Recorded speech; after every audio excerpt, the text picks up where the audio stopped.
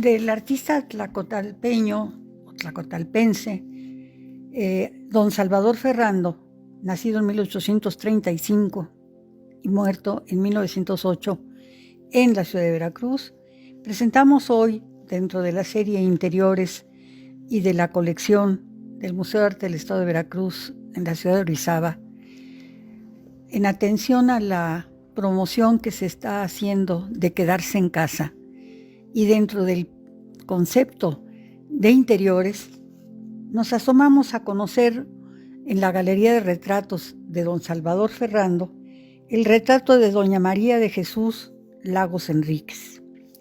Pero recordemos, porque ya hemos hablado de este artista, ¿quién es don Salvador Ferrando?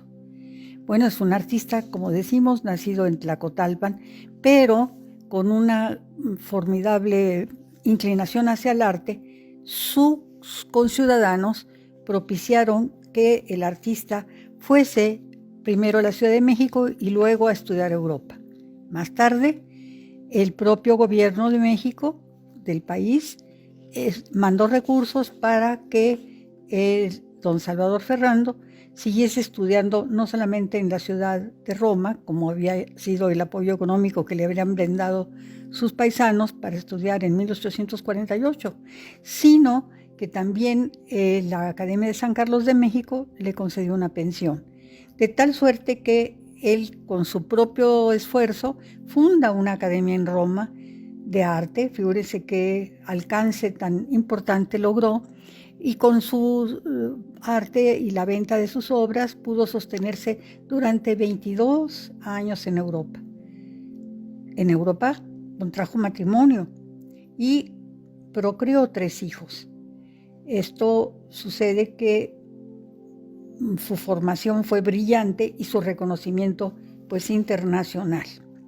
Al quedar viudo hacia 1870, don Salvador Ferrando regresa de Europa. Se radica primero en la Ciudad de México. Participa muy puntualmente en las exposiciones que la Academia Nacional de Bellas Artes, antiguamente llamada Academia de San Carlos, participa en las exposiciones. Tanto que años después, en 1873, funge también como jurado. Hacia 1875 se regresa a su tierra natal. Decía Carlos Pellicer que el río lo llamaba, su río, Tlacotalpan. En su tierra, Tlacotalpan, contrae matrimonio en segundas nupcias con la señorita Carolina Malpica. Acá en Tlacotalpan, nos sigue diciendo don Carlos Pellicer, Ferrando encontró en la burguesía de Tlacotalpan una constante y asidua petición de sus conciudadanos para que fijara sus efigies en retratos de incalculable valía, porque en ese momento pues eran muy escasos los pintores que se quedaban en provincia para hacer su trabajo. En el caso de este pintor mexicano de nacimiento, tlacotalpeño, como decimos, formado en academias europeas, regresar a su tierra natal, pues era una joya que los conciudadanos advertían como muy valioso tener un cuadro de su firma. Esto es que hace que se multipliquen los retratos, sobre todo en Tlacotalpan y después en Veracruz, donde forma una academia de arte. También dice Pellicer que pintar y dibujar es en el retratista un carácter de espejo, y eso lo dice Carlos Pellicer cuando en 1961 se presentan en la Ciudad de México, en el Palacio de Bellas Artes, las obras de Salvador Ferrando. Estamos hablando de una colección que asiduamente, persistentemente, coleccionó, curó y transformó en un brillante legado del arte de Veracruz y del México mismo, tanto en el concepto de género del retrato como de costumbrismo o de pensamiento filosófico.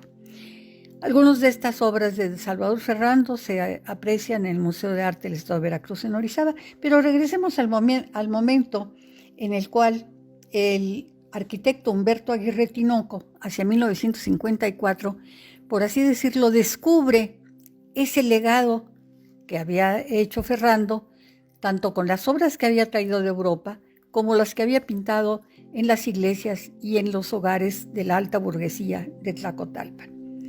El arquitecto Humberto Aguirre Tinoco tenía en mente formar un museo, pero no es hasta 1961 cuando el doctor Gonzalo Aguirre Beltrán asume la rectoría de la Universidad de Veracruz. Se interesó, por supuesto, en el proyecto del arquitecto Tinoco y favorece la restauración de los cuadros, pagando los honorarios de los restauradores profesionales que el INBA le proporcionó para restaurar la obra. Ya restaurada, se presenta la obra en el Palacio de Bellas Artes y es ahí cuando don Carlos Pellicer se encuentra con la obra del artista Salvador Ferrando.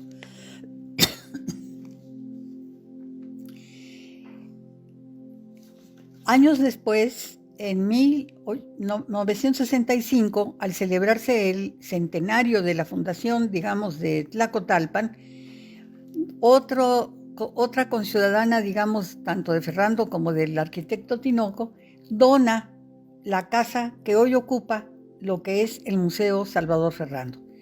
La señora donante es doña Nilda Lagos de Cházaro.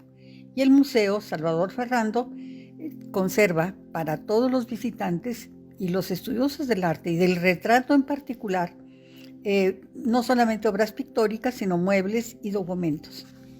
El Museo de Arte del Estado de Veracruz en Orizaba tiene algunos óleos, de algunos de ellos se ha hablado en esta serie, como son la fiesta de toros en Tlacotalpan, una panorámica de Tlacotalpan donde se aprecia el río y todo el movimiento que surge alrededor de sus riberas. La napolitana, el retrato del gobernante Juan de la Luz Enríquez, la hora de las tinieblas, el retrato del prócer Miguel Hidalgo y Costilla, el retrato de doña Tranquilina Lara Enríquez y el retrato de doña Candelaria Lagos de Miller. Hoy nos referimos al retrato de doña María Jesús Lagos Enríquez. La tradición pictórica del retrato del siglo XIX es muy rica y, en palabras del crítico de arte e historiador del arte, don Gonzalo Obregón, afirma que el retrato que se estaba haciendo en las últimas décadas en México por artistas mexicanos no desmerece en ningún momento en cuanto a la calidad de lo que se estaba haciendo el retrato en Europa. Y tal vez este retrato es una obra que ejemplifica esta aseveración del maestro, el doctor Gonzalo Obregón, porque si observamos es de una gran austeridad, posiblemente un luto completo, y lo que cifra la calidad pictórica es se cifra en el rostro, en la mirada, en esa proporción que le da una excelente calidad pictórica y sobre todo resalta la belleza entrada en años, no cabe duda, pero que nos muestra un perfil psicológico de la modelo, en este caso la señora doña María Jesús Lagos Enríquez.